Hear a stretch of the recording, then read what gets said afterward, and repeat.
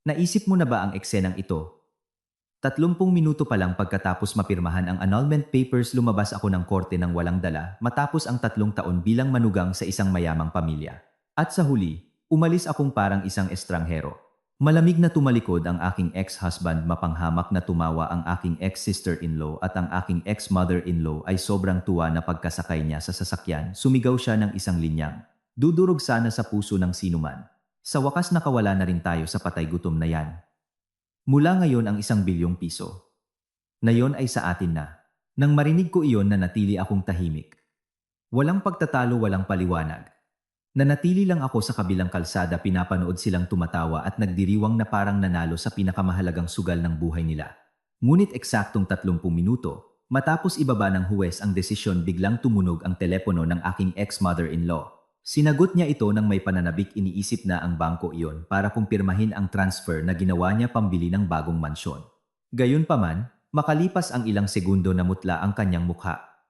Nanginginig ang telepono sa kanyang kamay, at sa gitna ng parking lot bumitaw siya ng isang tili na nagpatigil sa buong pamilya. Anong ibig mong sabihing wala na ang 1 bilyong piso sa account? Sa mga oras na iyon pinagmamasdan ko lang sila mula sa malayo. At sa unang pagkakataon sa loob ng 3 taon bilang manugang nila, ngumiti ako. Dahil may isang lihim na hindi nila kailanman nalaman. Ang 1 bilyong pisong inakala nilang hawak nila mula pa noong simula ay hindi kailanman naging kanila. At ang kaisa-isang tao na may karapatang magdesisyon sa perang iyon ay ako. Nang hapong iyon ang langit sa Makati ay nababalot ng makapal at abong ulap. Hindi umuulan pero ang hangin ay mabigat, tila nagbabadya ng isang malaking bagyo. Sa labas ng Regional Trial Court ng Makati walang tigil ang labas-masok ng mga tao. Ang mga usapan, ugong ng trapiko sa kalsada at nagmamadaling mga yabag ay naghalo-halo sa isang maingay na gulo. Bumaba ako sa mga sementadong hagdan ng gusali.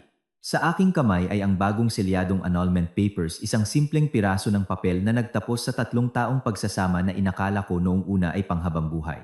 3 taon na ang nakararaan, pumasok ako sa pamilya Mendiola ng may pusong puno ng pag-asa.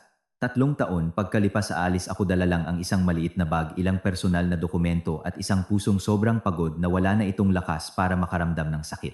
Huminto ako sa labas ng korte at huminga ng malalim.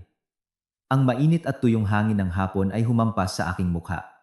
Sa likuran ko muling bumukas ang pinto ng korte. Umalingaw-ngaw ang pamilyar na tunog ng matutulis na takong. Hindi ko na kailangang lumingon para malaman kung sino ito. Ang aking ex-mother-in-law. Si Doña Victoria Mendiola. Isang babae na sa nakalipas na 3 taon sapat nang makita ko mula sa malayo para ipaalala sa sarili ko na kailangan kong magtiis, manahimik at lunukin ang lahat ng panghihiya. Pero ngayon hindi ako lumingon. Nanatili akong nakatayo. Ilang segundo lang narinig ko na ang boses niya sa likod ko, malinaw, matinis at puno ng kayabangan. Sa wakas natapos din. Sabi ko na nga ba? Ang isang babaeng hindi kayang magbigay ng anak na tulad mo, maaga o huli kailangang lumayas sa pamamahay namin. Ilang taong malapit sa amin ang lumingon para manood. Hindi pa rin ako humarap. Lumapit siya hanggang sa tumabi siya sa akin at ang amoy ng pamilyar at mamahaling pabango niya ay pumalibot sa akin. Anong ginagawa mo rito? Naghihintay na may maawa sa'yo. Mapang-uyam siyang tumawa. O baka naman nag-iisip kang magmakaawa ulit kay Adrian. Dahan-dahan kong nilingon ang ulo ko para tingnan siya. Sa loob ng 3 taon, bilang manugang niya, lagi akong nakayuko sa presensya niya. Pero ngayon sa unang pagkakataon tinitigan ko siya ng diretso sa mga mata. Saglit na nanginig ang kanyang paningin, tila hindi sanay na hindi na ako nagpapakita ng kahinaan. Pero makalipas ang 1 segundo muli siyang tumawa. Anong tinitingin-tingin mo? Hindi na kita manugang tapos ngayon ang lakas ng loob mong bigyan ako ng ganyang mukha. Sa sandaling iyon lumabas si Adrian, ang aking ex-husband, mula sa korte. Nakasuot siya ng puting long sleeves, hawak ang cellphone at may ekspresyong napakalamig na parang ang lahat ng nangyari ay isa lamang simpleng administratibong proseso. 3 taon na ang nakararaan, minahal ko ang lalaking ito hanggang sa puntong naisip kong kaya kong tiisin ang lahat basta't kasama ko siya. Pero ngayon naiintindihan ko na may mga tao na kapag nawala ang pag-ibig nagiging mas estranghero pa kaysa sa isang hindi mo kakilala. Huminto si Adrian sa harap ko, tiningnan ako ng ilang segundo at walang pakialam na sinabi, "Huwag ka nang babalik sa bahay." Magaan akong natawa. Sa 3 taon kong pagtira sa mansyon nila, ni isang araw ay hindi ko naramdaman na tahanan ko iyon. "Huwag kang mag-alala," kalmado kong sagot. Wala akong balak bumalik. Nang marinig iyon tumawa ng malakas ang ex-sister-in-law kong si Carla na nasa likuran. "Naririnig mo ba yon, mommy? May pride pa rin ang prinsesa." Humalukip-kip siya at tiningnan ako mula ulo hanggang paa. 3 taon kang nagbuhay, Reyna, sa bahay namin. Siguradong may naipon ka kahit papaano, no? Tiningnan ako ni Doña Victoria nang may pandidiri. Inisip mo ba na kapag pumasok ka sa pamilya Mendiola, makakakuha ka ng parte ng yaman namin? Tumawa siya ng malakas. Sasabihin ko sa'yo, mula sa kutsarang ginagamit mo sa pagkain hanggang sa upuang inuupuan mo, lahat ng yon ay pera namin. Paglabas mo sa pintong ito, aalis kang walang bitbit ni isang kusing. Nagsimulang magbulungan ang ilang mga tao sa paligid. Pero nanatili akong tahimik. Walang sagot, walang galit, pinagmamasdan ko lang sila. Lalo pang lumakas ang loob ni Victoria sa pananahimik ko. Humarap siya kay Adrian at sinabi ng malakas, "Nakikita mo, anak, sabi ko na sa'yo, ang mga ganitong uring babae linta lang. Magaling lang magpa-victim." Tumawa ulit siya, "Mabuti na lang at mabilis kayong na-annul. Kung hindi, baka humingi pa yan ng parte sa 1 bilyong piso ng pamilya." Nang marinig ang halagang iyon, maraming tao ang lumingon. Pero wala siyang pakialam. Sobrang saya niya, sobrang kontento, sobrang sigurado sa tagumpay niya. Dahan-dahang hinila ni Adrian ang braso ng ina. "Mami, tama na." Pero hindi magpapapigil si Victoria. "Anong tama na kailangang linawin ang lahat ngayon?" Binalingan niya ako ng matalim na tingin. "Makinig kang mabuti. Annulled na kayo. Ibig sabihin ang kabuuan ng 1 bilyong pisong investment fund na yon ay pagmamay-ari na ngayon ng buong pamilya Mendiola." Tinaas niya ang kanyang baba ng may pagmamalaki. "Wala na itong kinalaman sa'yo." Nang marinig ko iyon, bahagya lang akong tumango. "Ah, ganun ba?" Nangunot ang noo niya. Siguro inaasahan niyang iiyak ako o magre-rake, pero napakakalmado kong sinabi, "Congratulations." Nang marinig ako, napahalakhak ng matinis si Carla. "Mami, nakikita mo binabati pa tayo ng magalang." Tumawa rin ang ex-mother-in-law ko. "Oo, dapat mo nga kaming batiin." Tiningnan niya ako ng may pekeng awa. "Dahil simula ngayon malalaman mo na kung paano mabuhay ng walang pera, walang asawa at walang susuporta sa'yo." Hindi ako sumagot. Tiningnan ko lang ang makintab at itim na Lexus na naghihintay sa labas ng korte. Bukas na ang pinto dahil sa driver. Lumapit si Victoria at habang naglalakad, malakas siyang nagsalita sa anak niyang babae. "Halika na, kailangan ko pang dumaan sa bangko ngayon para kumpirmahin ang transfer." Punong-puno ng galak ang boses niya. "At pagkatapos pupunta tayo sa Forbes Park para tingnan yung mansyon na gusto ko. Yung nagkakahalagang 250 million. Gulat na sumagot si Carla, "Talaga, Mami?" Tumawa ng malakas si Victoria. "May 1 bilyon tayo sa bulsa. Barya lang ang bumili ng mansyon." Sumakay silang tatlo sa sasakyan. Sumara ang pinto ng malakas. Dahan-dahang umandar ang Lexus papalayo sa korte. Nanatili akong nakatayo at pinapanood ito. Banayad na hinaplos ng hangin ng hapon ang buhok ko. Nag-vibrate ang telepono sa loob ng bag ko. Kinuha ko ito. Mensahe mula sa bangko. Isang linya lang ang nakasulat. "The asset protection mechanism has been activated pursuant to the separation clause." Matagal kong tinitigan ang mensaheng iyon bago ako bahagyang ngumiti. Sa isang bahagi ng siyudad na ito, marahil sa loob lang ng ilang minuto, tutunog din ang telepono ng aking ex-mother-in-law. At ang tawag na iyon ang magbubunyag sa buong pamilya Mendiola ng isang katotohanang hindi nila kailanman inakala. Isang katotohanan na sa loob ng 3 taon ay hindi ko ipinaalam sa kanila. Ang makintab at itim na Lexus ay unti-unting lumayo mula sa korte, humahalo sa siksikang trapiko ng Makati tuwing hapon. Ang pahilis na sikat ng araw ay tumagos sa bintana, tumatama sa masayang mukha ni Victoria Mendiola. Sa loob ng 3 taon, ngayon lang siya nakaramdam ng ganitong kaginhawaan. Sumandal siya sa leather seat, humalukip-kip at ngumiti ng buong kasiyahan. Sa wakas, napalayas din natin siya. Sa tabi niya tumawa ng matinis si Carla. "Sabi ko na nga ba sa'yo, Mommy? Mukhang inosente ang babaeng yon, pero sigurado akong pera lang ng pamilya natin ang habol niya." Ngumiti ng patagilid si Victoria. Iba ang may habol sa nakakuha. Nilingon niya ang anak niyang lalaki na nasa passenger seat. "Mabuti na lang at naging determinado ka at naghiwalay kayo agad." Walang sinabi si Adrian. Nakatingin lang siya sa labas ng bintana, tila malayo ang iniisip. Sa hindi malamang dahilan, may kakaiba siyang nararamdaman sa dibdib niya. Hindi ito saya o ginhawa, kundi isang kahungkagan. 3 taon na ang nakalipas ng pakasalan niya si Katrina Velasquez, inisip niyang magiging simple lang ang pagsasama nila. Isang babaeng tahimik, hindi palakibo mula sa ordinaryong pamilya na hindi magbibigay ng problema. Pero 3 taon matapos iyon, natapos ang lahat ng napakabilis, kaya hindi niya man lang maintindihan kung may nawala o napanalunan ba siya. Biglang pumalakpak si Victoria. "Ay, oo nga pala." Humarap siya sa driver. Dalhin mo kami diretso sa Premier Bank of the Philippines sa Ayala. Nagulat si Carla. Sa bangko, para saan mami? Ngumiti ng malapad si Victoria. Para i-withdraw ang pera para saan papuno ng emosyon ang boses niya. 3 taong natulog ang 1 bilyong iyon sa investment fund. Ngayong napirmahan na ang annulment, buong-buo na ulit natin itong makokontrol. Nagsalita siya na parang nanalo sa isang malaking digmaan. Kailangan itong kumpirmahin agad at mag-iwan ng down payment para sa mansyon sa Forbes Park.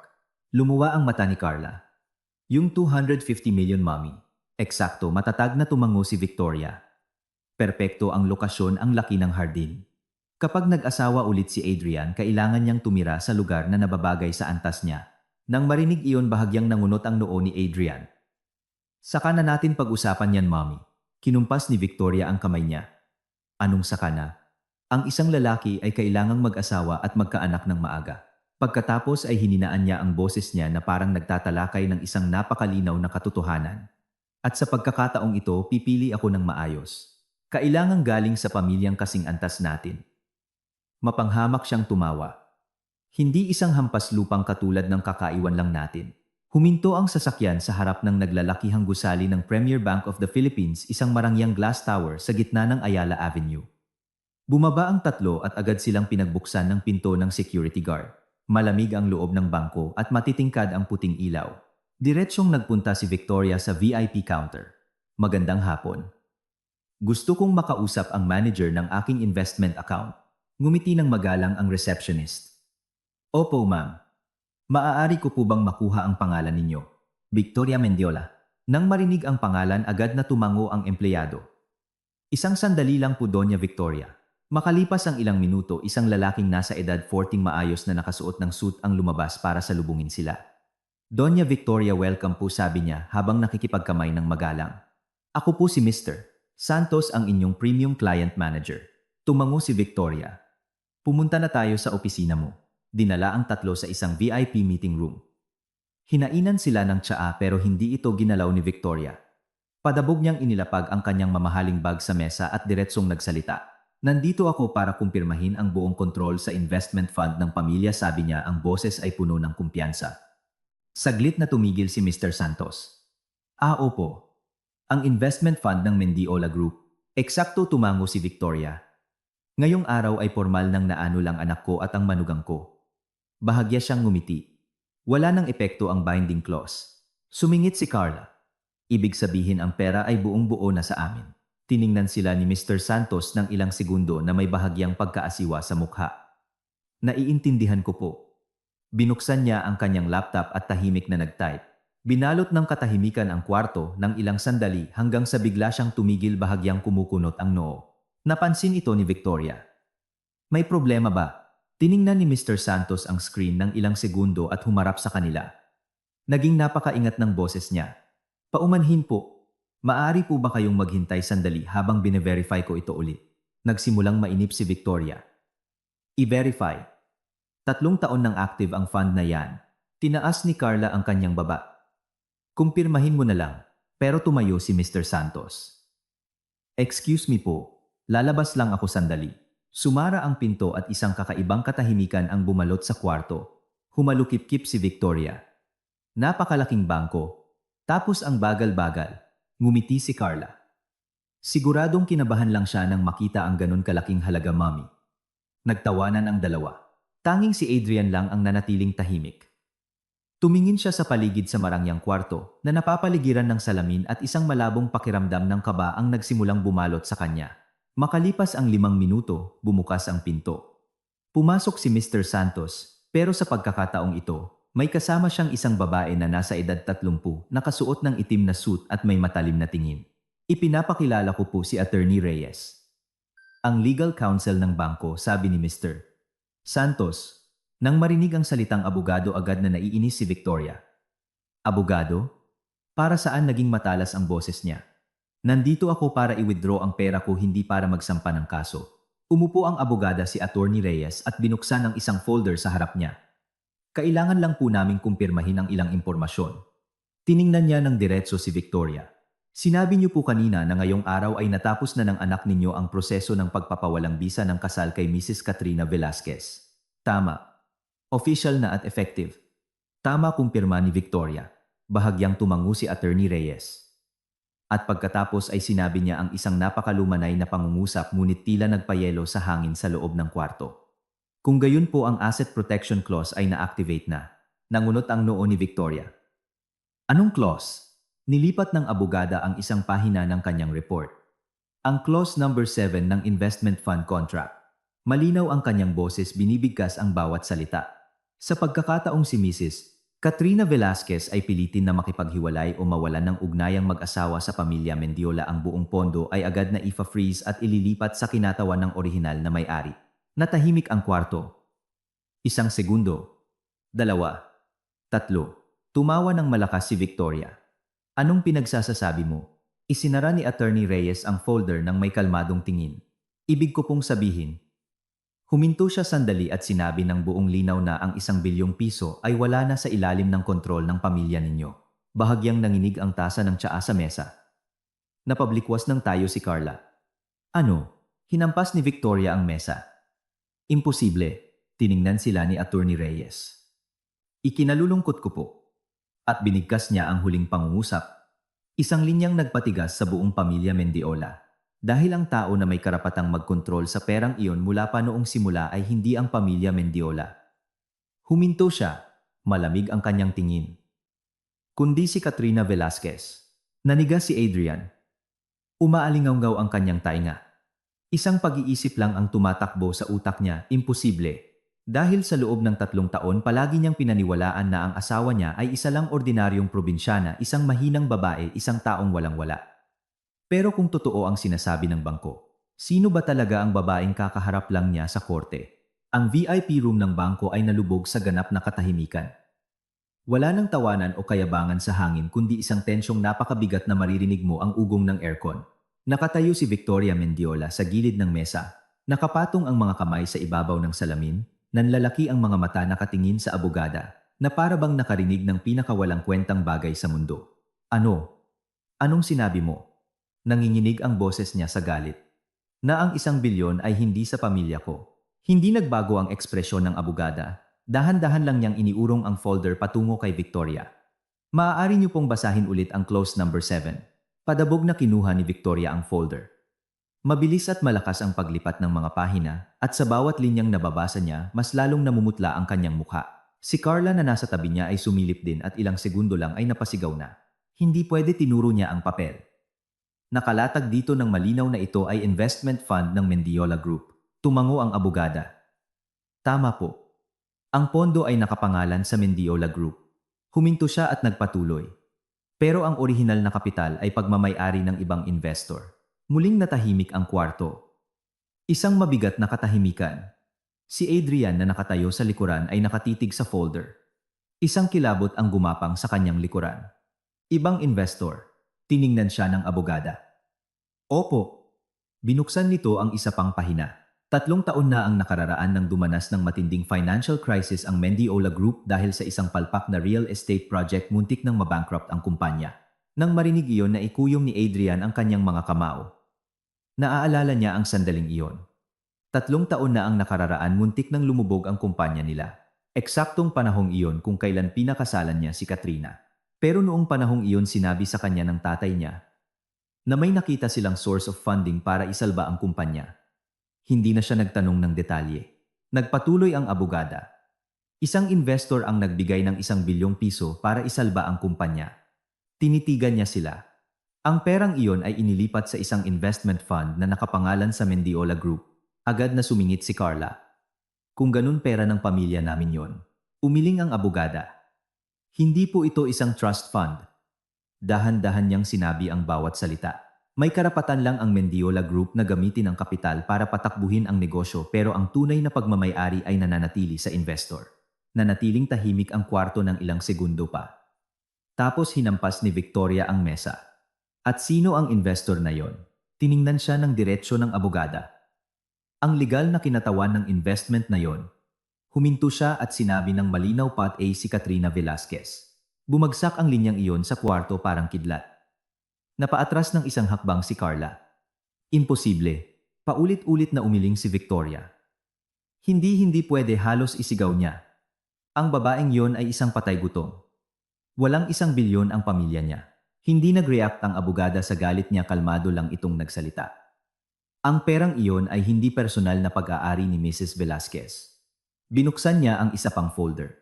Isa itong investment mula sa Sai Capital. Nangunot ang noo ni Adrian. Pamilyar ang pangalang iyon. Bigla niyang naalala. Sai Capital, isa sa pinakamalalaking private investment fund sa Pilipinas na sumalba na sa maraming malalaking kumpanya sa bansa. Pero ang pondong iyon ay pagmamay-ari ng pamilyang si Velasquez, isang napakapribado at mayamang angkan na may lahing Filipino-Chinese. Tinitigan ni Adrian ang abogada. Sinasabi mo ba? Lumunok siya. Ana, may kinalaman si Katrina Velasquez sa fund na yon. Bahagyang tumango ang abogada. Siya po ang nag-iisang tagapagmana. Tila nagyelo ang hangin sa kwarto. Naging tuod si Victoria. Nakanganga si Carla. Tanging si Adrian lang ang nanatiling nakatayo, pero sa isip niya daan-daang alaala ang nagsimulang magunahan. 3 taon na ang nakararaan noong una niyang makita si Katrina nakasuot ito ng simpleng puting bestida, walang halos make-up at malumanay magsalita. Tinanong niya ito, "Anong negosyo ng pamilya niyo?" Ngumiti lang ito at sinabing may maliit silang negosyo. Hindi na siya nagtanong pa dahil naisip niya na anak lang ito ng isang ordinaryong pamilya. Pero ngayon, kung totoo ang sinasabi ng bangko, ang babaeng nakasama niya sa loob ng 3 taon ay ang tagapagmana pala ng isang multi-billion peso investment fund. Naramdaman ni Adrian na mabilis na tumitibok ang puso niya. Isang malabong pakiramdam ng pagsisisi ang nagsimulang kumalat sa dibdib niya. Hindi pa rin makapaniwala si Victoria. Dumukwang siya sa mesa at dinuro ang abogada. "Hindi ako naniniwala," halos isigaw niya. "Naging manugang ko ang babaeng yon ng 3 taon. Kilala ko siya ng higit kaninuman." Kalmadong tiningnan siya ng abogada. "Kilala niyo po siya?" Bahagyang ngumiti ito. Kung talagang kilala niyo po siya, inislide niya ang isang papel patungo kay Victoria. "Siguro hindi niyo siya pinilit na makipaghiwalay ng ganun kabilis." Tiningnan ni Victoria ang papel. Isa itong kopya ng investment contract. Sa ibabang kanto may isang maliit na linya, "Legal Representative Katrina C. Velasquez." Nanginginig ang kanyang mga kamay, nahulog ang papel sa mesa. Nauutal na nagsalita si Carla. Eddie, yung 1 bilyon ngayon." Simpleng sumagot ang abogada. "Ay, naka-freeze na po." At nagdagdag pa siya ng isa pang linya, isang linyang nagpabagsak sa pamilya Mendiola sa Bangindat at ang kontrol ay naibalik na kay Mrs. Velasquez. Nanigas si Adrian. Umiikot ang paningin niya. Wala pang 1 oras ang nakalilipas, akala niya nakalaya na siya sa isang walang kwentang kasal. Pero ngayon, naiintindihan na niya ang babaeng pinirmahan niya ng annulment ay malamang ang taong patagong sumalba sa kumpanya ng pamilya nila 3 taon na ang nakararaan. At ang nanay niyang si Victoria na humalakhak ng malakas sa labas ng korte ay tuluyan ng bumagsak. Napaupo ito sa silya, bumubulong. Imposible. Imposible. Nam orang dan, pero napakalinaw ng katotohanan. Ang 1 bilyong piso ay hindi lang pala pag-aari ng pamilya Mendiola, ito ngayon ay buong-buong hawak ng manugang na katataboy lang nila palayas ng bahay. Ang VIP room ng bangko ay patuloy na nalulunod sa nakakabinging katahimikan. Matapos ang huling sinabi ng abogada, wala nang nagsalita. Tanging ang mahinang ugong ng aircon at ang bahagyang pagkaluskos ng mga papel sa mesa ang naririnig. Si Victoria Mendiola ay nakaupo sa silya na parang tuod, na mumutla ang mukha at nanginginig ang mga labi na parang may gustong sabihin. Pero walang lumalabas na salita. Sa loob ng higit 20 taon na sanay siyang sinusunod ng iba na ang pera at kapangyarihan ay laging nasa kamay ng pamilya Mendiola. Pero ngayon, sa unang pagkakataon, pakiramdam niya'y gumuho ang lupa sa ilalim ng kanyang mga paa. Hindi. Paulit-ulit siyang umiling. Hindi pwede. Si Carla sa tabi niya ay ganoon din katakot. "Kuya Adrian, magsalita ka naman." Pero nanatiling tahimik si Adrian. Nakatitig siya sa kontrata sa mesa kung saan kitang-kita pa rin ang pangalang naka-bold, Legal Representative Katrina C. Velasquez. Binabasa niya ang pangalang iyon ng paulit-ulit. Isang pangalan na araw-araw niyang binibigkas sa loob ng 3 taon, isang babaeng natulog sa tabi niya, kumain kasama niya, tumira kasama niya. Pero ngayon, na-realize niyang hindi niya talaga ito nakilala ng lubusan. Isinara ng abogada ang kanyang folder. "Tapos na po kaming ipaalam sa inyo ang sitwasyon," kalmado nitong sabi. "Kung wala na kayong tanong, tinatapos na po natin ang meeting na ito." Sumigaw agad si Carla. "Tapos anong tapos?" dinuro niya ang abogada. "Ang 1 bilyong yon ay kapital ng kumpanya ng pamilya namin. Hindi niyo yan pwedeng bawiin ng ganoon-ganoon na lang." Tiningnan siya ng abogada na may hindi natitinag na ekspresyon. "Hindi po namin ito kinukuha," mabagal nitong sabi. Ibinabalik lang po namin ito sa tunay na may-ari. Nawalan ng masabi si Carla. Si Victoria sa kabilang banda ay napablikwas ng tayo. Ang silya sa likod niya ay natumba at gumawa ng malakas na ingay. Hindi sigaw niya. Walang karapatan ng babaeng yon na kunin ang pera ng pamilya ko. Bahagyang bumuntong hininga ang abogada. Doña Victoria. Tinitigan niya ito ng diretsyo sa mata. Siguro dapat ninyong alalahanin ang isang bagay. 3 taon na ang nakararaan ang sarili ninyong pamilya ang pumirma sa kontrata na tumatanggap sa investment na ito. Binuksan niya ang folder at itinuro ang isang pirma. Ito po ang pirma ng inyong asawa. Bumaba ang tingin ni Victoria. Ang pamilyar na pirma ng yumaong Mr. Mendiola ang kanyang asawa ay malinaw na nakatatak sa papel. Noong panahong iyon nang malapit nang bumagsak ang kumpanya, walang gustong mag-invest, walang gustong tumulong. Biglang may lumitaw na sikretong investment fund, 1 bilyong piso, sapat para isalba ang buong negosyo. Sobrang tuwa ng pamilya Mendiola kaya hindi na nila pinansin ang mga komplikadong binding clauses basta't mabuhay ang kumpanya.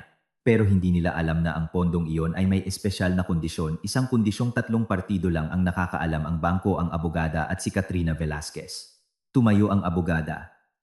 Ikinalulungkot ko po, Doña Victoria, malumanay nitong sabi. Pero simula ngayon wala nang karapatan ang pamilya ninyo na gamitin ang pondong iyon.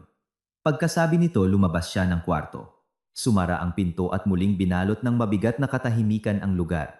Humarap si Carla sa ina. Mommy, paano na tayo? Hindi sumagot si Victoria.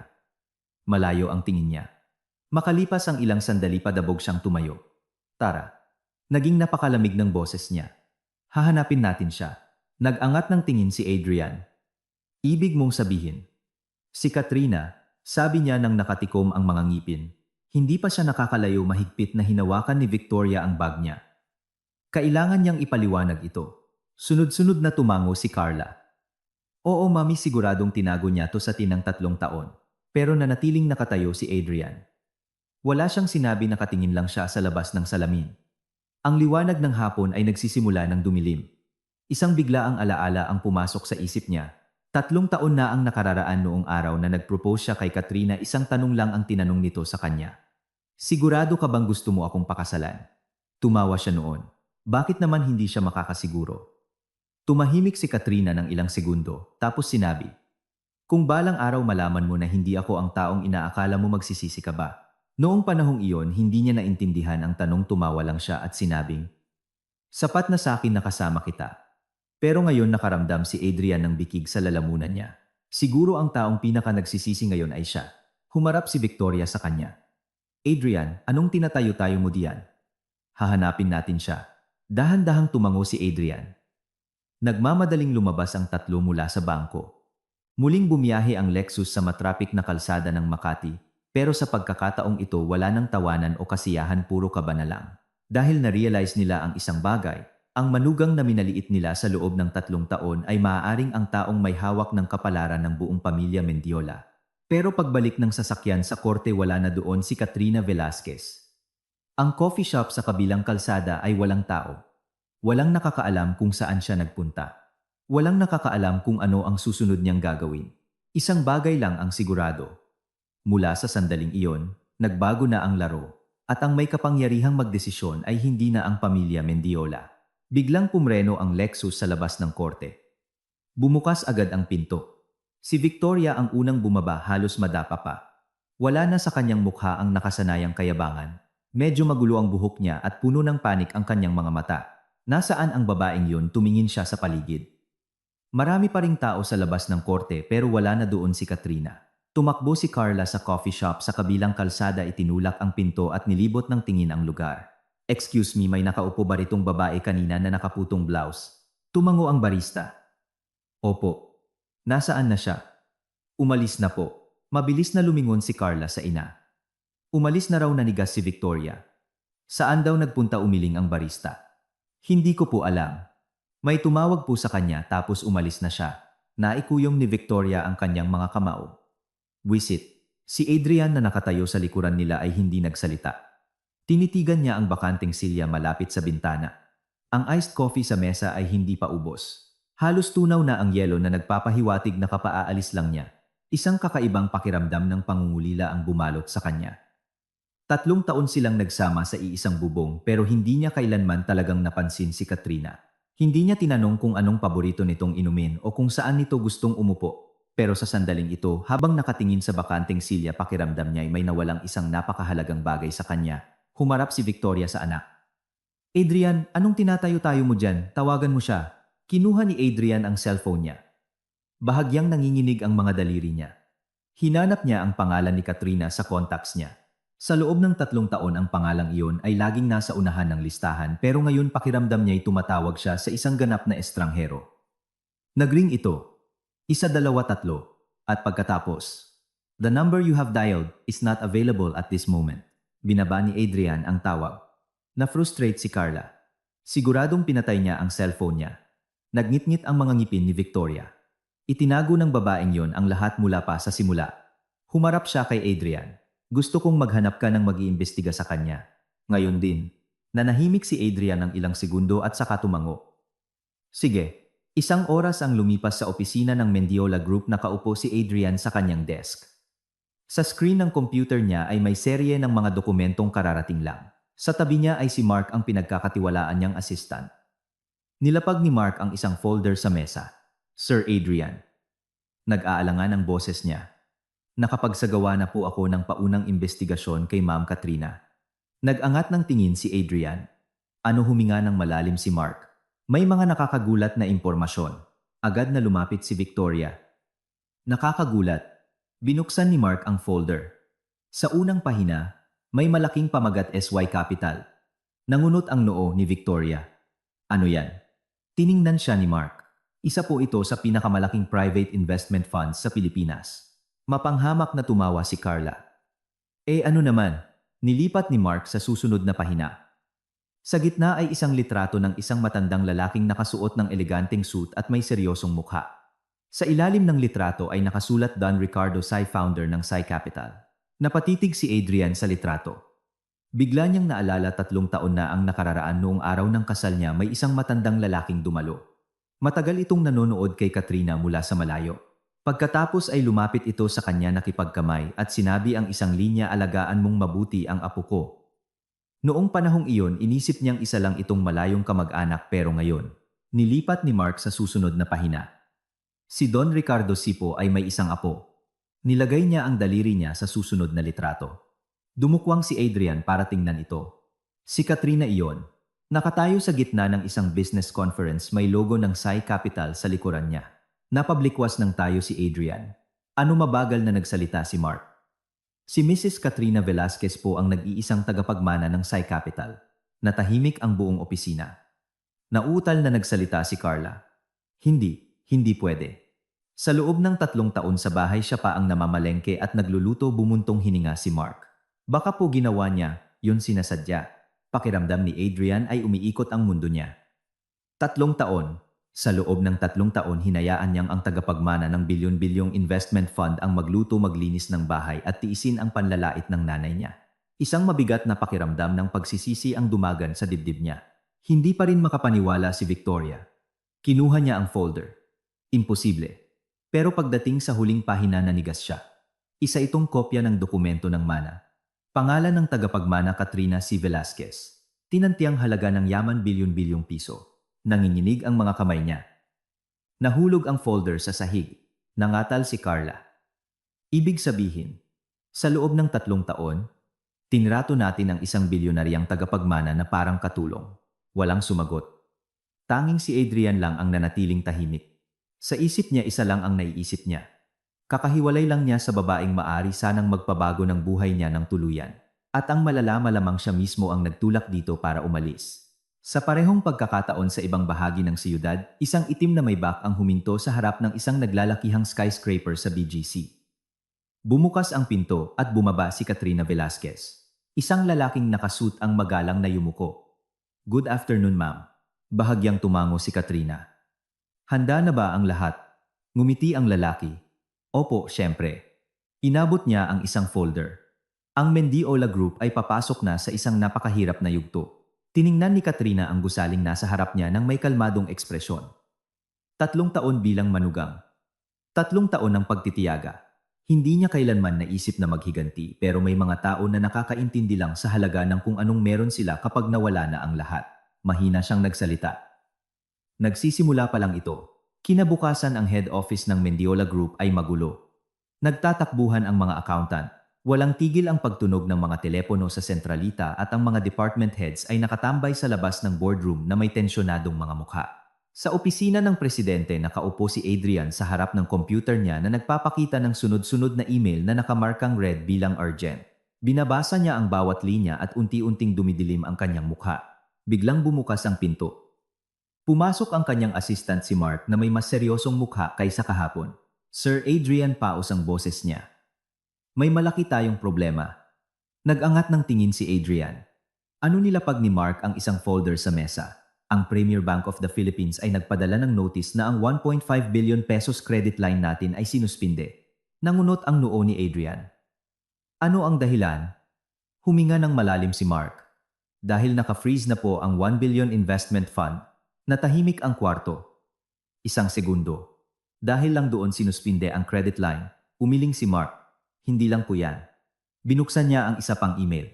Ang Banco de Oro ay nag-anunsyo na rin na iho-hold nila ang loan limit natin at 3 sa ating real estate partners ang nagpadala ng demand letter para sa maagang pagbabayad ng utang natin. Napablikwas ng tayo si Adrian. Ano tiningnan siya ni Mark? Alam niyo po sa nakalipas na 3 taon halos buong cash flow ng kumpanya ay umiikot sa 1 bilyong investment fund na yon. Ngayong nawalan tayo ng access doon. Huminto siya. Ang buong financial system ng Mendiola Group ay nagsisimula ng bumagsak. Ang linyang iyon ay parang hampas ng martilyo.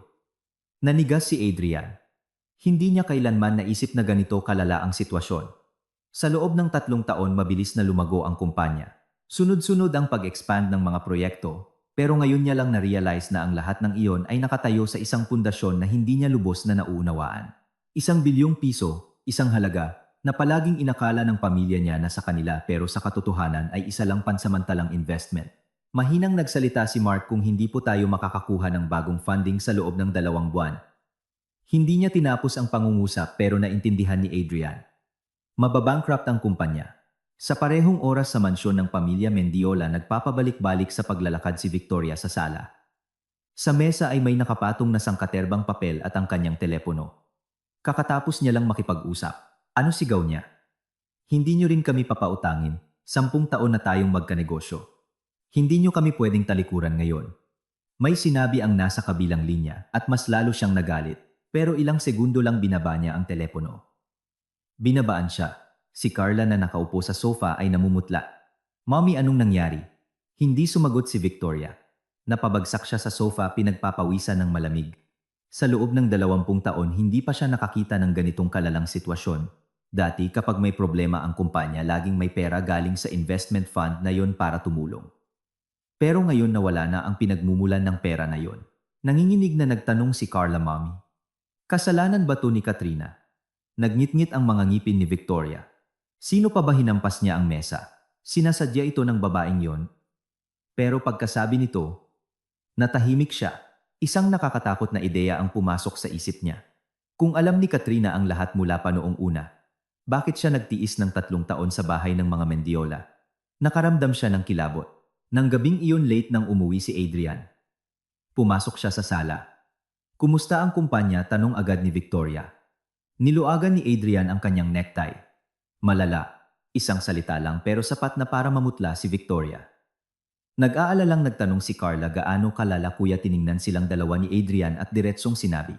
Kung hindi tayo makakakuha ng capital injection sa loob ng 2 buwan bankrupt na tayo. Tila nagyelo ang kwarto. Takot na nagsalita si Carla, hindi pwede. Nanginginig ang boses ni Victoria. Kung ganun, anong gagawin natin ngayon? Nanahimik si Adrian. Makalipas ang ilang sandali sinabi niya isa na lang ang pagpipilian.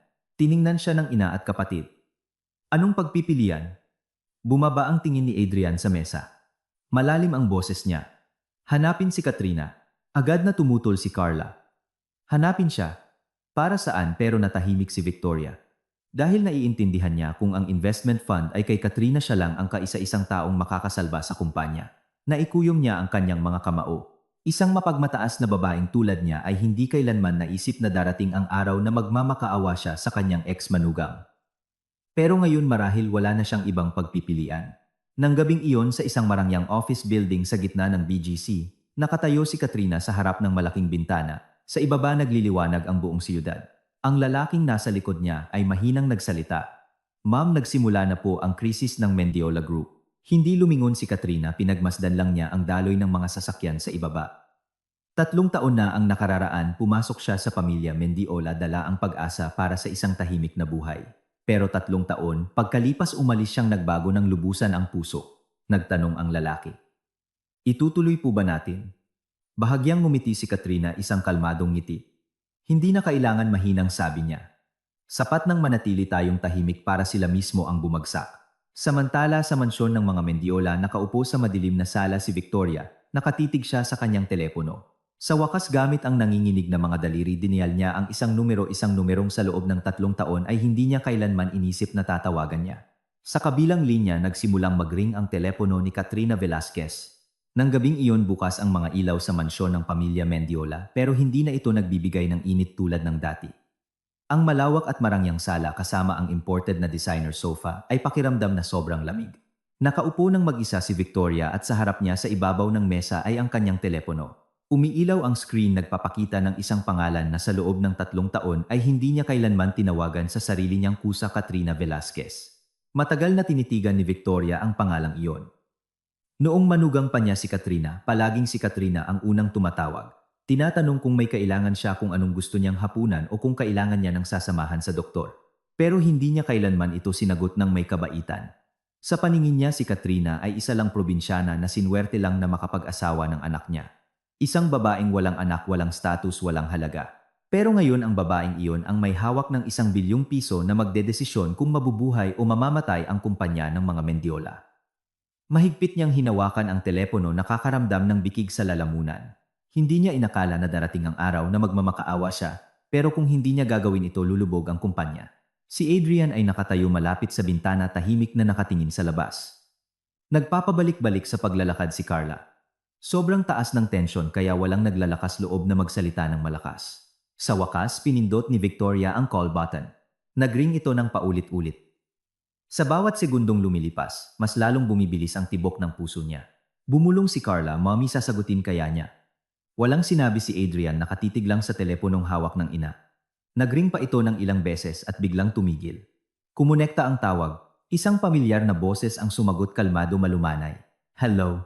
Natahimik ang buong sala. Sa loob ng 3 taon, narinig nila ang boses na ito ng libu-libong beses, pero ngayon lang ito naging ganito kaestranghero. Nawalan ng salita si Victoria ng ilang segundo, hindi alam kung paano magsisimula. Naulit si Katrina. May problema. Magalang pa rin ang boses niya, pero wala na ang pagiging malapit tulad ng dati. Napakalinaw ng distansya. Huminga ng malalim si Victoria. Katrina. Tinawag niya ito sa pangalan, isang pangalan na dati-rati binibigkas niya ng may kalamigan, pero ngayon mas mababa ang boses niya. "Nasaan ka?" Sa kabilang linya nagkaroon ng ilang segundong katahimikan. Tapos simpleng sumagot si Katrina. "May kailangan po ba kayo?" Naikuyom ni Victoria ang mga kamay niya. Ang kumpanya. Nanlaki ang mga mata ni Carla. Ngayon niya lang narinig ang ina. Nakausapin si Katrina ng ganito kalumanay. Pero nanatiling kalmado ang boses ni Katrina. "At ano namang kinalaman noon sa akin?" Isang simpleng tanong. Pero nagpayelo kay Victoria. Sa loob ng 3 taon, laging sinasabi ni Katrina na bahay natin, kumpanya natin. Pero ngayon ang sinasabi na niya ay kumpanya niyo. Napakalinaw ng pader sa pagitan nila. Sinubukan ni Victoria na panatilihin ang pagkamahinahon. "Katrina, tungkol sa investment fund. Pwede ba tayong magkita?" Sandali sa kabilang linya, nagkaroon ng ilang segundong katahimikan. Tapos sinabi ni Katrina para saan hindi agad nakasagot si Victoria. Ang isang mapagmataas na babaeng tulad niya ay hindi sanay na nagpapaliwanag, pero ngayon napilitan siyang sabihin, "Kailangan nating mag-usap." Isang mahabang katahimikan. At ang sagot ni Katrina, "Sige, isang salita lang." Nakahinga ng maluwag si Victoria. "Saan bukas dito sa bahay?" Pero mabilis siyang pinutol ni Katrina. "Hindi. Nalito si Victoria. Kung ganun, saan mo gusto?" Malinaw na sinabi ni Katrina, "Sa opisina ko." Ang linyang iyon ay nagpatigas sa lahat ng nasa sala. "Sa opisina ko." 3 simpleng salita na nagpaalala sa kanila ng isang bagay. Si Katrina ay hindi na manugang ng pamilya Mendiola. Hindi na niya kailangang pumasok sa bahay na iyon o sundin ang kanilang mga utos o yumuko kanino man.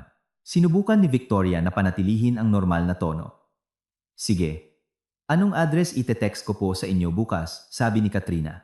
Huminto siya at sa parehong kalmadong boses idinagdag niya. Pero bago tayo magkita gusto kong linawin ang isang bagay. Naramdaman ni Victoria na kumukurot ang puso niya. Anong bagay? Mabagal na sinabi ni Katrina. Hindi niyo na po kailangang magpaliwanag o humingi ng tawad. Nagulat si Victoria sa sinabing iyon pero ang susunod na linya ang mas nakapagpapanig ng dugo nilang tatlo. Dahil wala na akong balak bumalik. Pagkasabi noon naputol ang tawag. Umalingaw-ngaw ang maikling tut-tut sa sala. Hawak pa rin ni Victoria ang telepono. Nanginginig na nagsalita si Carla Mommy. Anong ibig niyang sabihin doon? Napatingin si Adrian sa sahig. Isang hindi maipaliwanag na pakiramdam ang bumalot sa kanya. Hindi lang ito pag-aalala sa kumpanya kundi isang matinding pagsisisi. Bakit sa unang pagkakataon na-realize niya ang isang bagay? Ang babaeng palagi niyang iniisip na mahina sa totoo lang ay hindi kailanman kinailangan ang pamilya Mendiola at ngayon malamang na sila ang higit na nangangailangan sa kanya. Samantala sa pinakamataas na palapag ng gusali ng Sai Capital binaba ni Katrina ang telepono. Nagtanong ang assistant sa tabi niya, "Ma'am, pupunta sila bukas?" Tumango si Katrina. "Oo." Nag-alangan ang assistant ng ilang sandali. "Tutulungan niyo po ba sila?" Tumingin si Katrina sa labas ng bintana.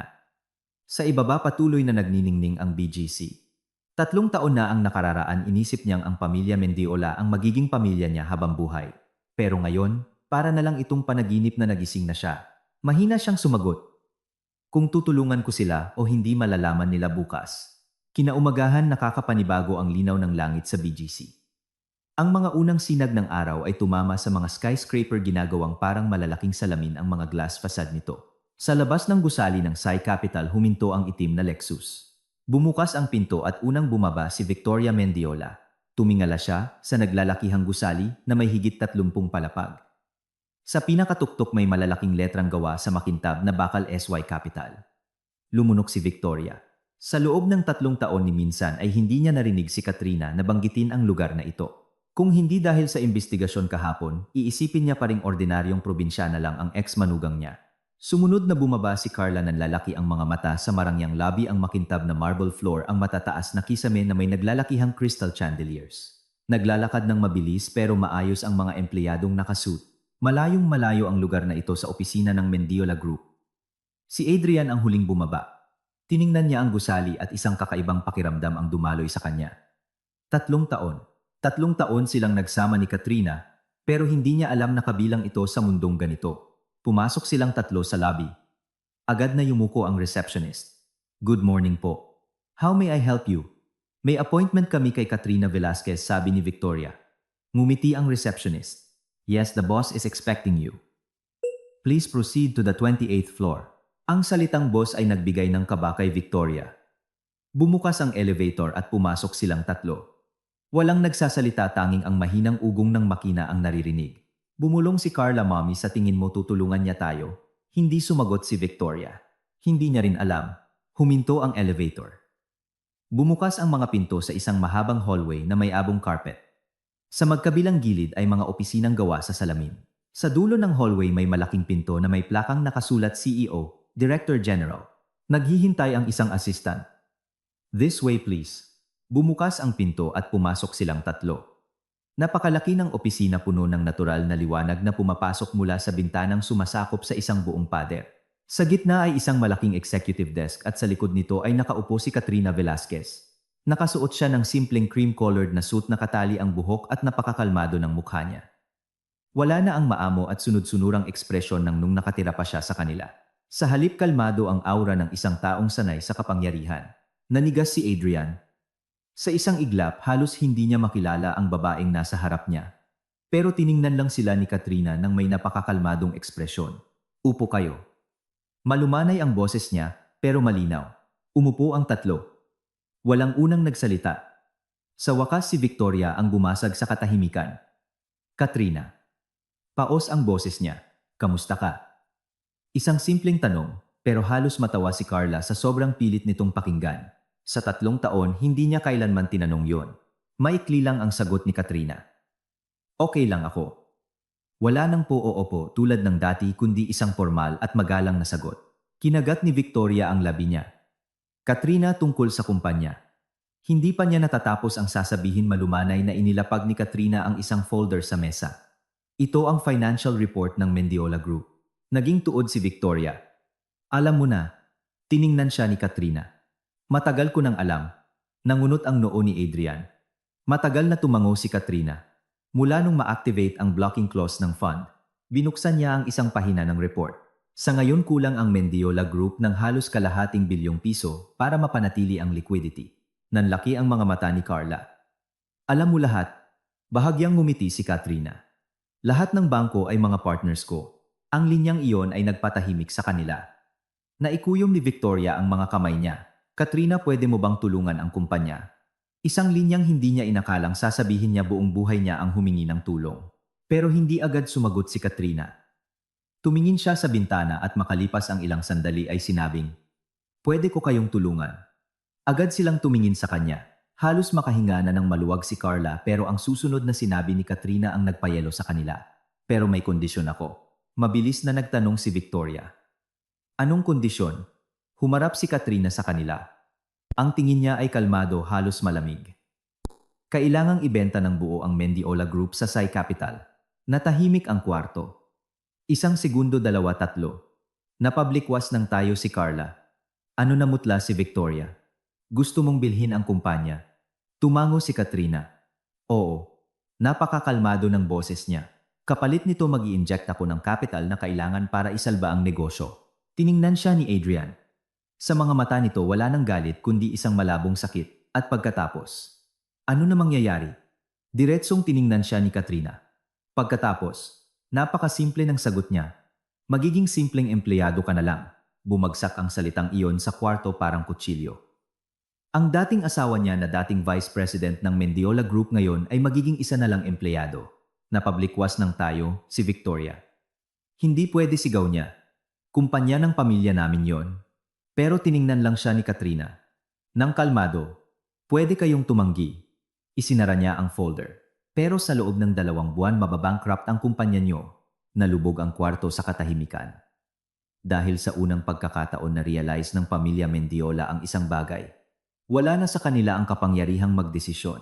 Sa maluwag na CEO office ng Sai Capital, napakabigat ng atmosfera na halos hindi ka makahinga. Ang liwanag ng umaga ay pumapasok sa malaking bintana, tumatama sa desk kung saan nakaupo si Katrina. Napanatili niya ang walang tinag na pagiging kalmado, sobrang baligtad sa 3 taong nakaupo sa harap niya. Nakatayo pa rin si Victoria, naninigas matapos ang huling sinabi ni Katrina.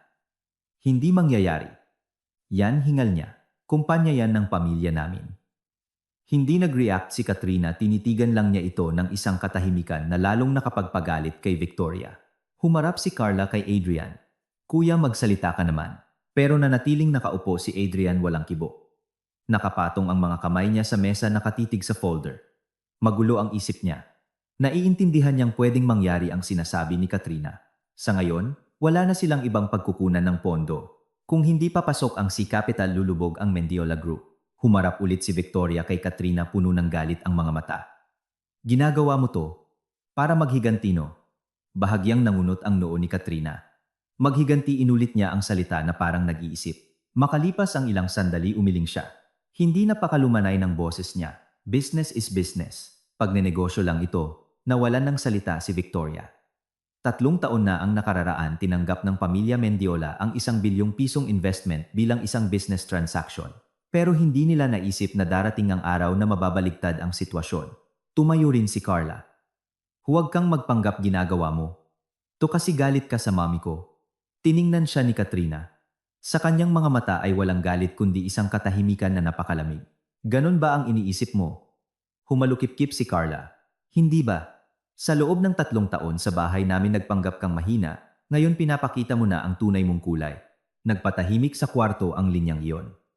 Tiningnan ni Katrina si Carla ng ilang segundo at dahan-dahang tumayo.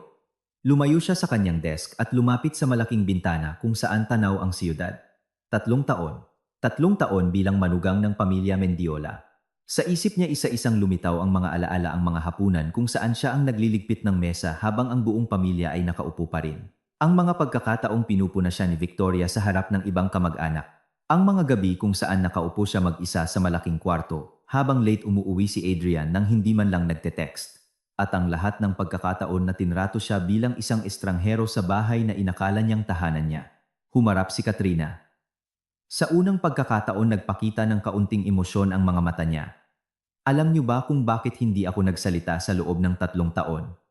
Walang sumagot dahil inisip ko na ang pamilya ay isang lugar kung saan ang mga tao ay maaaring magbago. Na kung magiging pasensyosa lang ako, aayos din ang lahat. Ngumiti siya ng bahagya pero isang masakit na ngiti. Pero nagkamali ako. Nanatiling tahimik ang kwarto. Nakatayo pa rin si Victoria pero nagsisimula ng manghina ang paningin niya. Tinitigan siya ng diretso ni Katrina. Naaalala niyo po ba yung unang araw ko sa bahay niyo? Wala sinabi si Victoria. Nagpatuloy si Katrina.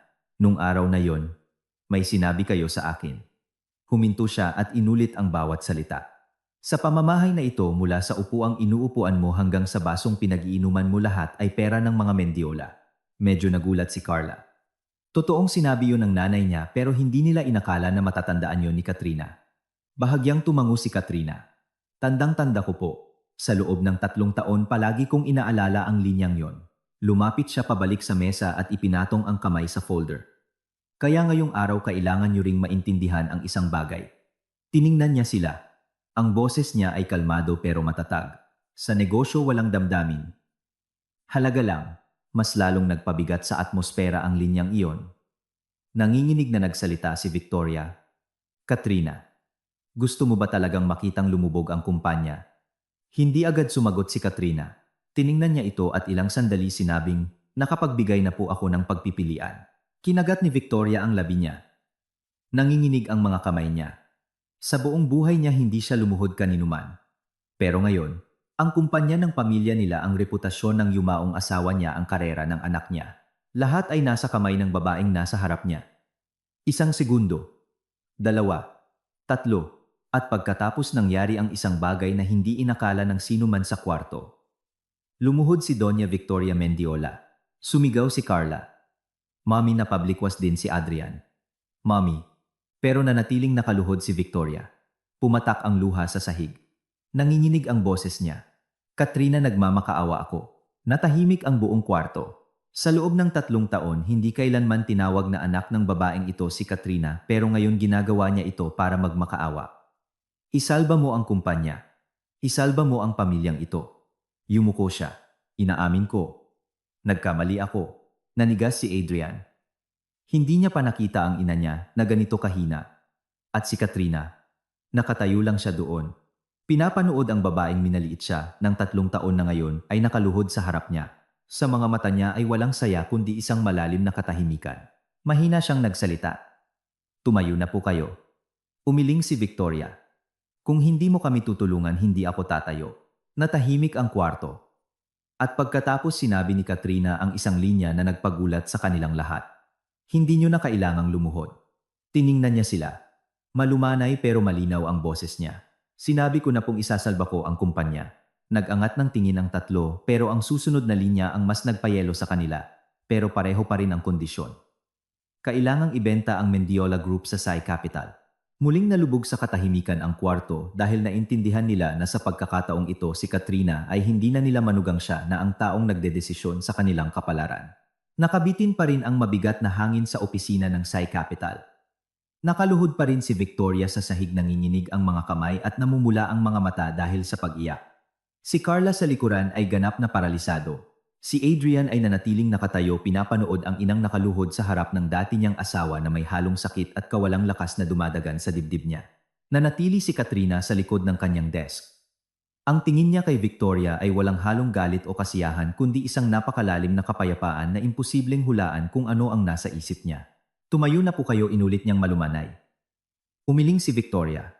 Kung hindi mo kami tutulungan, hindi ako tatayo.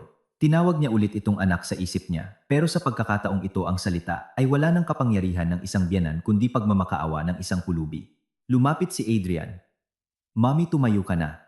Hinawakan niya ito sa balikat pero lumaban si Victoria. Katrina, parang awa mo na. Natahimik ang kwarto.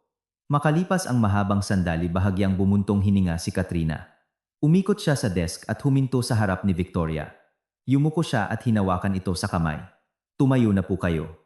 Wunukumin arong na tapa. Hindi malakas ang boses niya pero sapat para iangat ni Victoria ang ulo niya. Nagtama ang kanilang mga paningin.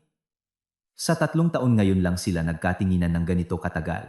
Sa wakas tumayo si Victoria nang nanginginig at umupo sa silya habang hindi mapakali ang mga kamay. Bumalik si Katrina sa kanyang desk at binuksan ang folder.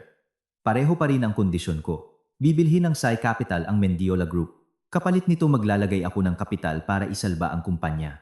Galit na sumingit si Carla. Napakalupit mo. Nagmakaawa na kami at nagpakumbaba pero hindi ka pa rin bumibigay. Pero pinigilan siya ni Adrian gamit ang kamay niya. Carla, tama na. Nagulat si Carla at napatahimik dahil sa tono ng kanyang kuya. Hindi ito galit kundi tono ng isang taong may na-realize na. Matagal na tinitigan ni Adrian si Katrina. Sa isip niya nagunahan ang napakaraming alaala. 3 taon na ang nakararaan noong araw ng kasal nila nakasuot si Katrina ng simpleng puting bestida. Nakatayo ito sa tabi niya malumanay na nakangiti. Pagkatapos ng kasal tinanong siya nito, "Nagsisisi ka ba?" Tumawa siya. "Natatakot lang ako na baka ikaw ang magsisi." Pero ngayon, ang taong pinaka-nagsisisi ay walang iba kundi siya. Lumapit si Adrian sa desk. "Gusto kong magtanong sa iyo ng isang bagay." Tiningnan siya ni Katrina. "Ano yon?" Huminga ng malalim si Adrian. "Sa loob ng 3 taon, bakit hindi mo sinabi ang totoo?" Nagpatahimik sa kwarto ang tanong na iyon. Tiningnan siya ni Katrina at makalipas ang ilang sandali sumagot. "Sa tingin mo ba kung sinabi ko may magbabago?" Nawalan ng salita si Adrian. Hindi siya makasagot dahil sa kaibuturan ng puso niya alam niyang malamang pareho lang din ang mangyayari. Ang problema ay hindi pera kundi kung paano nila ito tinrato. Naikuyom ni Adrian ang mga kamao niya at sinabi ang isang bagay na sa loob ng 3 taon ay hindi niya nasabi. "Patawad." Nanigas ang kwarto. Tiningnan siya ni Carla na para bang hindi makapaniwala sa narinig niya. Nag-angat din ng tingin si Victoria dahil hindi kailanman humihingi ng tawad si Adrian kaninuman. Pero ngayon yumuko siya. Patawad mabigat ang boses niya. "Dahil sa loob ng 3 taon, hindi man lang ako pumanig sa'yo." Tiningnan siya ni Katrina. Saglit na gumalaw ang mga mata nito pero isang segundo lang at bumalik na sa pagiging kalmado. "Wala na yon." Mapait na ngumiti si Adrian. "Siguro para sa'yo wala na, pero sa akin meron." Tumingin siya sa paligid. "Inisip ko noon na ang pakikipaghiwalay ay isang kalayaan." Huminto siya, pero ngayon naiintindihan ko na ang pinakatanga sa kasal na to ay ako.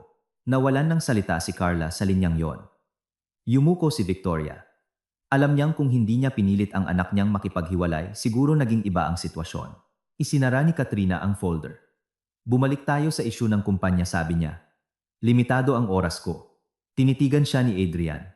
"Pumapayag na ako." Nagulat ang buong kwarto. Sumigaw si Carla, "Kuya Adrian." Pero nagpatuloy siya. "Pumapayag akong ibenta ang Mendiola Group sa Sai Capital." Nag-angat din ng tingin si Victoria. "Adrian, anak." Humarap si Adrian sa kanyang ina. "Wala na tayong ibang pagpipilian."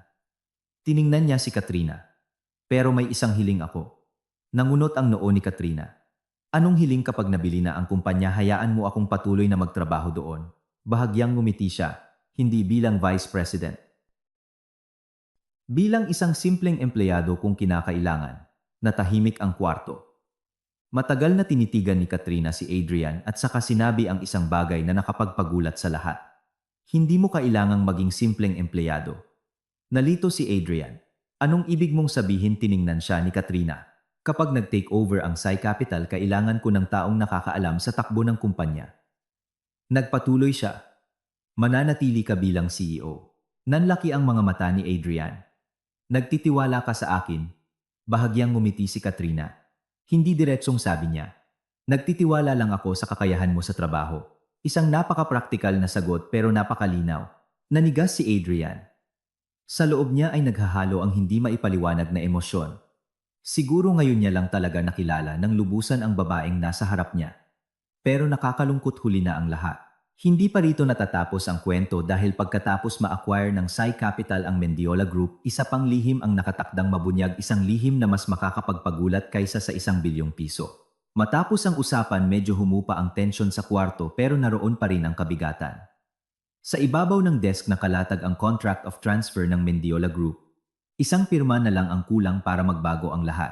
Si Adrian na nakaupo sa harap ni Katrina ay matagal na nakatitig sa papel. 3 taon na ang nakararaan, pinirmahan niya ang marriage certificate nila. Ngayon pipirmahan niya ang kontratang tuluyang magpapabago sa kinabukasan ng kumpanya nila. Kinuha niya ang ballpen pero bago pumirma nagtanong siya, "Pwede ba akong magtanong ng isa pang bagay?" Nag-angat ng tingin si Katrina. "Sige."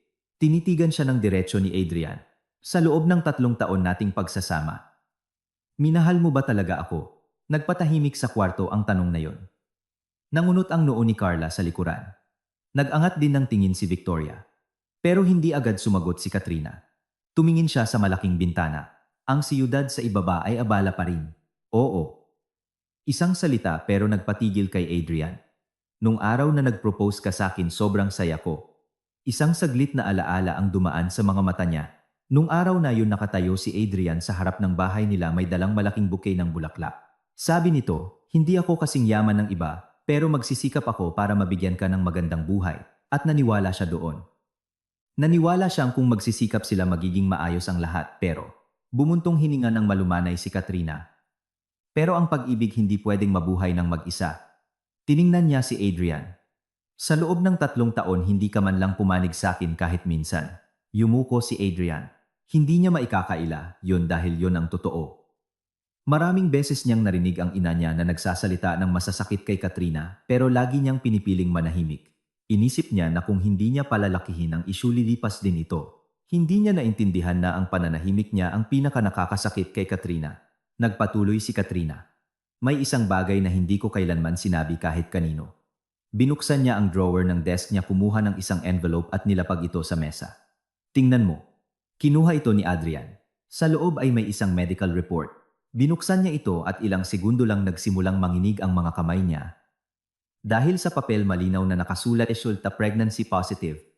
6 weeks. Nag-angat ng tingin si Adrian. "Ikaw." Nabasag ang boses niya. "Nabuntis ka." Tila nagyelo ang kwarto. Tinakpan ni Carla ang bibig niya. Naging tuod si Victoria. Sa loob ng 3 taon inakala ng buong pamilya na baog si Katrina dahil hindi ito nabubuntis. Pero ang papel sa kamay ni Adrian ay nagpapatunay ng kabaligtaran. Nanginginig ang boses ni Adrian na nagtanong, "Kailan to nangyari?" Malumanay na sumagot si Katrina. "Nung 2 taon ng kasal natin." Isang masakit na alaala ang dumaan sa mga mata niya. Nung araw na nalaman niyang buntis siya sobrang saya niya. Gusto niya sanang ibalita kay Adrian pero saktong narinig niya ang usapan ni Victoria at ng ilang kamag-anak sa sala. "Kapag nagkaanak ang babaeng yan, mapipilitan tayong hatiin sa kanya ang mana ng pamilyang to." Ang mga salitang yon ay parang kutsilyo. Sa sandaling yon na-realize ni Katrina na sa paningin ng biyenan niya ang hindi pa naipapanganak niyang anak ay isa lang banta sa yaman nila. Nilamukot ni Adrian ang papel. "At yung baby?" Tiningnan siya ni Katrina. Kalmado ang mga mata niya pero bahagyang nanginginig ang boses niya. Nawala siya. Natahimik ang buong kwarto. Bumulong si Carla, "Hindi pwede." Pero nagpatuloy si Katrina. "Nung araw na yun narinig ko po kayo." Tiningnan niya si Victoria, walang panunumbat, walang galit kundi isang malalim na tingin. "Sabi ng doktor dahil daw sa matinding stress." Huminto siya at idinagdag, "Pagkatapos noon hindi na ako pwedeng mabuntis ulit." Nahulog ang papel mula sa kamay ni Adrian. Nanigas siya na parang hinigop ang lahat ng enerhiya sa katawan niya. Sa loob ng 3 taon inakala niyang ayaw lang magkaanak ng asawa niya. Ngayon niya lang nalaman na nabuntis pala ito at hindi man lang niya nalaman. Napaatras si Adrian, paos ang boses. "Bakit hindi mo sinabi sa akin?" Tiningnan siya ni Katrina at isang malungkot na ngiti ang lumitaw sa mukha niya. "Sa tingin mo, maniniwala ka sa akin?" Hindi makasagot si Adrian dahil alam niya na nung panahong yun malamang iisipin niya rin ang iniisip ng nanay niya na nagsisinungaling si Katrina. Isang mahabang katahimikan ang bumalot sa kwarto. Sa huli isinara ni Katrina ang folder. Tapos na yun malumanay niyang sabi, "Bumalik tayo sa kumpanya." Pero nakatayo pa rin doon si Adrian, nanginginig ang mga kamay. Sa isip niya iisang bagay lang ang paulit-ulit. Kung nung araw na yon pumanig siya kay Katrina, siguro buhay pa sana ang anak nila at malamang hindi nagtapos ang kasal nila. Sa labas unti-unti nang tumataas ang araw. Nagsisimula ang isang bagong umaga. Pero para sa pamilya Mendiola simula pa lang ito ng katotohanan. Matapos lumabas ang totoo tungkol sa baby, ang opisina ng Sai Capital ay nalubog sa isang katahimikan na mas mabigat kaysa kanina. Walang nagsasalita, walang naglalakas loob na tumingin sa iba. Tanging ang mahinang sipol ng hangin sa labas ng bintana ang naririnig. Nanatiling nakatayo si Adrian, nakapatong ang mga kamay sa mesa, nakatitig sa lukot na medical report. Sa isip niya, iisa lang ang pumapasok. Nawalan siya ng anak nang hindi man lang niya nalalaman. Sa loob ng 3 taon, akala niya ayaw mag-anak ni Katrina. Minsan pa nga may nasabi siya rito na ngayon kapag inaalala niya gusto niyang sampalin ang sarili niya. Pero ang totoo na buntis siya at ang sanggol na yon ay nawala ng mag-isa nang walang sinumang nasa tabi niya. Napaatras si Adrian paos na sinabi, "Hindi ko alam." Walang sumagot. Tiningnan niya si Katrina. Kalmado pa rin ang mga mata nito, pero ang kalmadong iyon ay mas masakit kaysa sa anumang panunumbat. "Pangako hindi ko talaga alam," inulit niya. Bahagyang tumango si Katrina. "Alam ko." 2 salita, walang galit, walang panunumbat. At yun ang mas nagpasakit kay Adrian. Dahil may mga sugat na kapag hindi na sinusumbat, ibig sabihin wala nang natitirang pag-asa. Sa kabilang banda, napahagulgol si Victoria sa silya niya. Nanginginig ang mga kamay niya at patuloy ang pagtulo ng luha sa mukha niya. "Diyos ko!" Bulong niya. "Kasalanan ko." 3 taon na ang nakararaan, siya ang nagsabi ng mga salitang yon. Siya ang gumawa ng paraan para marinig yon ni Katrina. Siya ang laging nagpe-pressure dito, at ngayon niya lang naiintindihan na ang sarili niyang mga salita ang naging dahilan ng pagkawala ng kanyang apo. Umiyak siya ng malakas. Sa unang pagkakataon matapos ang mahabang panahon, ang matapang na babaeng ito ay umiiyak na parang isang kriminal. "Katrina, nagkamali ako." Yumuko siya. "Kasalanan ko." Pero nanatili lang sa pwesto si Katrina. Hindi siya lumapit, hindi siya nang alo, tahimik lang. Dahil may mga paghingi ng tawad na gaano man kasinsero, hindi na kayang baguhin ang nakaraan. Makalipas ang ilang sandali, isinara ni Katrina ang folder. Tapos na yon. Malumanay ang boses niya. "Bumalik tayo sa kumpanya." Isang linyang napaka-praktikal na nagpagulat sa kanila. Pero ganun talaga siya. Hindi na siya nabubuhay sa nakaraan, nakatingin na lang siya sa hinaharap. Inilapit niya ang kontrata kay Adrian. "Pirmahan mo na." Tiningnan ni Adrian ang papel at saka tumingin kay Katrina. Makalipas ang ilang sandali, kinuha niya ang ballpen at pumirma. Sa isang pirma, ang Mendiola Group ay formal nang naging pag-aari ng Sea Capital. Pero nakapagtataka, walang nakaramdam na ito ay pagkatalo. Kahit papaano maisasalba ang kumpanya. Pagkapirma, binaba ni Adrian ang ballpen. Tiningnan niya si Katrina sa huling pagkakataon. "Salamat." Hindi sumagot si Katrina. "At hindi yan para sa kumpanya," patuloy niya, "kundi sa pagbibigay sa akin ng pagkakataong itama ang mga pagkakamali ko." Tiningnan siya ni Katrina at mahinang sinabi, "Wala kang utang sa akin. Tapos na tayo." Isang simpleng pangungusap pero sumara na sa lahat. Tumango si Adrian. Naintindihan niya na may mga bagay na kapag nawala na hindi na mababalik kailanman. Isang buwan pagkalipas, opisyal nang naging subsidiary ng Sea Capital ang kumpanya. Sa ilalim ng bagong management, unti-unting naging matatag ang negosyo. Nanatiling CEO si Adrian, pero sa pagkakataong ito nagtatrabaho siya na may kakaibang pananaw, walang kayabangan, walang entitlement. Natuto siyang makinig sa mga empleyado niya, tanggapin ang mga responsibilidad at maging isang tunay na lalaki. Malaki rin ang pinagbago ni Doña Victoria matapos ang lahat ng nangyari. Ibinenta niya ang malaking mansyon nila at lumipat sa isang mas maliit na bahay.